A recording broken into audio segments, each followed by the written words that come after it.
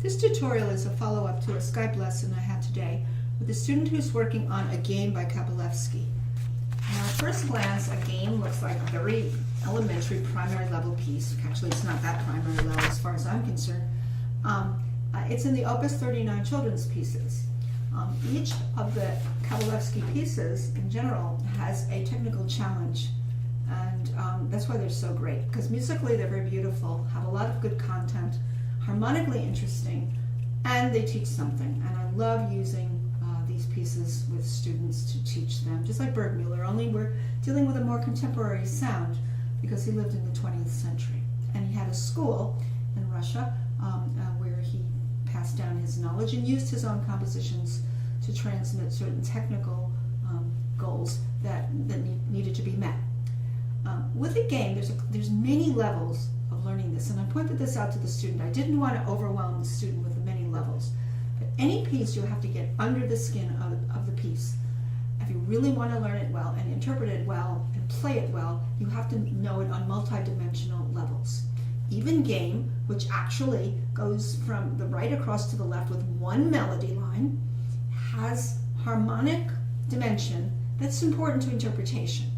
Now, in order to understand the harmonic dimension of game, one needs to know in a major scale, and I say major scale because the piece is in B flat major, you need to know the chords that you build on every degree of a major scale to know what sounds major, what sounds minor, and what sounds diminished, and naming the Roman numerals with their descriptive names. It's more important to know the nature of major, hearing it, the nature of minor, hearing it, and the nature of diminished as you ascend the scale in chords. Now, I am going to shortcut this and go over to B flat major and play a chord on every degree of the scale. I first would tell the student to do it in C major because it's so easy to just go up in steps and build triads. And you can just close your eyes and do it. B flat, you have to remember, you have to insert a B flat and an E flat.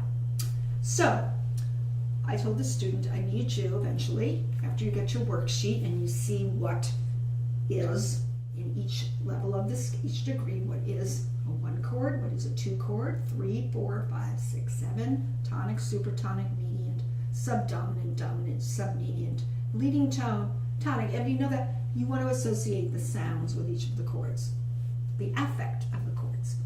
So B flat major, 1 chord is major. And I'm not going to say what a major triad. I want to hear 2 chord is minor. Hear the minor. 3 chord is minor. 4 chord subdominant is major. 5 chord dominant is major. 6 chord is minor. 7 chord, one that stands out, diminished. Back to the root. The 8th note, same as the first note, is major.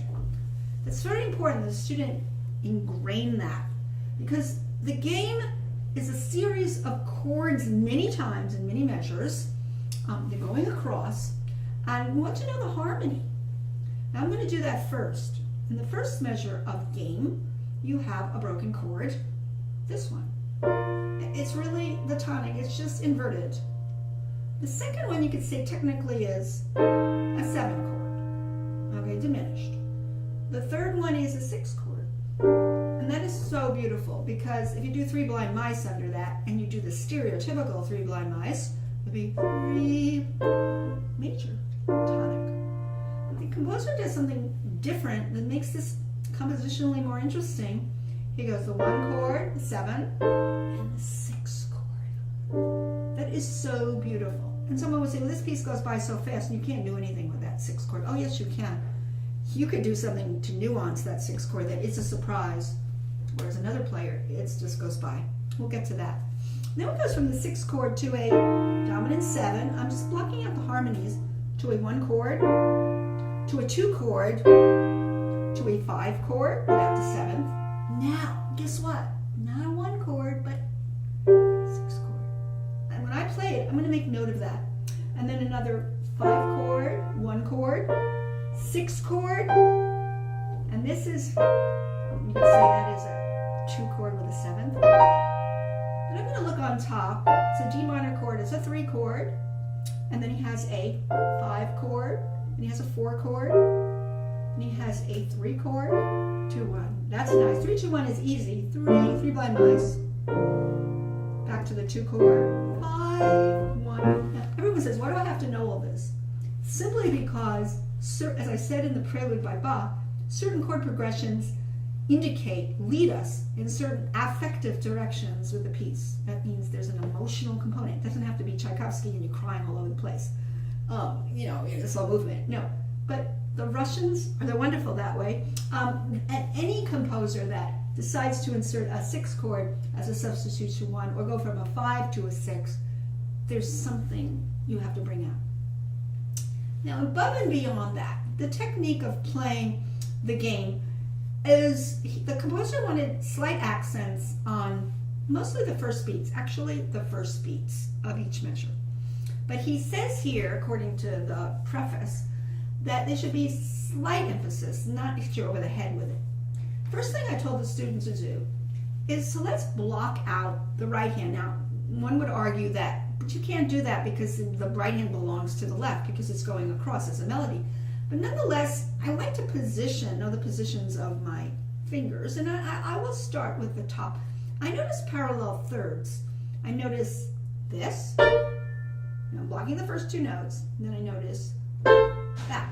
Now the fingering 4, 2, 3, 1 is easy for the brain to digest because if I start 4, 2 and I'm going down a step in thirds, I go to the next finger down. So that brain can digest. And that's a cinch, 4, 2, 3, 1. But now it goes down 2 more notes and I've run out of fingers. And the suggested fingering, which I agree with, is 4, 2, 3, 1 again. Now, so that takes care of that. It's going mi, re, do, ti. You go to solfeggio, you're starting mi, re, do, ti, with a third below that.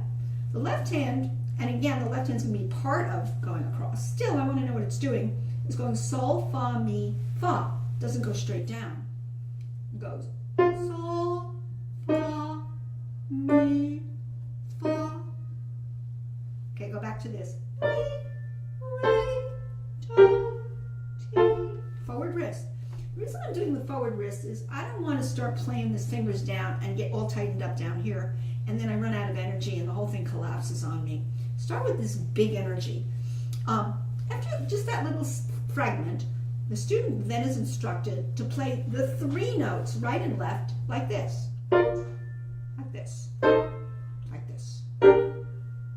Now what comes out and stands out as melodic is mi, re, do, ti. And as it happens, the composer has these little gray accents over it. The question is, how do you physically do this? Are you going to come down like this, or are you going to spring forward a little bit? I tend to go like this, mi, re, do, forward, and forward, and forward, and then I go the other direction. So I'm going this way when I come down, and then I'm rolling this way. You haven't done that part yet when I go up. Because what he does is he reverses the direction of the melody contour. He reverses the direction. Goes down, and then the left hand has the thirds, starts to, see that? And it still has the 4, 2, 3, 1, 4, 2, instead of 3, 1, just 3. So he has a parallel fingering upside down. This gives you an idea of what to do. Now, I am also concerned that of the harmony. I'm thinking 1 chord, 7 chord, surprise. I went a little under it, and then the 5, a resolution, 1, 2, 5, surprise. All that makes one player play more creatively than another player that's just pumping out a bunch of notes. This is what I'm telling the student this week to do. Now, if we follow suit as the piece continues, I mean, I get very fussy about the way I practice because I know whatever foundation I'm laying down impinges upon the final result. And it also shortcuts it in many ways, so I don't keep sight reading the piece and doing a dice throw every time I play it. This is the kind of piece you can do a dice throw and get tangled in the same place. To organize the fingering, organize the motion of the piece, the harmonic rhythm, which is what are the chords, and how does that impact how are you going to play the piece. Where I see triadic motion across note to note, I block it all out. I notice in measure 7, 8, 9, and going across to 11 and spilling into 12, I notice triads, and I want to establish a finger pattern or a spacing of my hand. I see from measure 7, 8, 9 to 10, I see a B flat chord. Then I see the outline of a 2 chord. That's the C minor chord. Now I see a 3 chord. No, wait, that's a little scale, isn't it? Piece of a scale. Now that's very good, because when I get to that, I'm going to grab 5, 3, 1, 5, 3, 1, 5, 3, 1. And this is very important, to block things out with the correct fingering and know the harmonic dimension and the names of the chords, since you are doing chordal movement throughout this piece. Finally, everything goes together. You can't go, well, that's enough. It isn't enough, because once you've mapped out the piece chordally and finger-wise, where the finger, the choreography, you do have to know what motions are going on. You could do a little bit of legato first. You could go toddly, toodly, forward and forward, roll this way, roll, and then down, and roll and down, and roll and down, and roll forward, roll forward, roll forward, roll forward, roll forward, forward, below. I kind of like get the feeling of how I want to curve this thing. You can also do the chords all the way through as best you can. Re, do, si, do, re, sol, mi. Then this you can block like this. Bum, bum, bum, bum. And the other thing that I just didn't do, which I should have, is where's the climax of this piece? The climax is the highest, in my opinion, triadic pattern.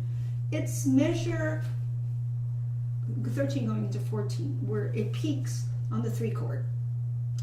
And you can see he's ascending at that point. What I just did, he was ascending, so you're getting deeper in the keys and you get intensifying, and then he falls back down. It says here forte, but there's more than forte to this piece. You cannot play it just forte. You got to do your little dips and curves to totally get this nuanced out. But this week I asked the student mostly to get the forward motion, because when she eventually rolls through the forward motion, she will have the freedom of her arms. Yum, bum, bum, bum, bum, bum, bum, bum, bum, bum, bum, bum, bum, bum, bum. I mean, that's sort of like an outline of the piece, and you want to get the nuanced 6 chords that are surprises. You want to get the peak of the piece and how it builds, and so forth. So she's just in the first level. What I did was give her the worksheet so that she's building chords on every degree of B flat scale and blocking them out. Down a little under the 6 chords, the crescendo to the 3 chord, the falling down in scale-wise motion to the end of the piece. So that's like the architecture of the piece. So we already did probably 4 layers of practicing in one.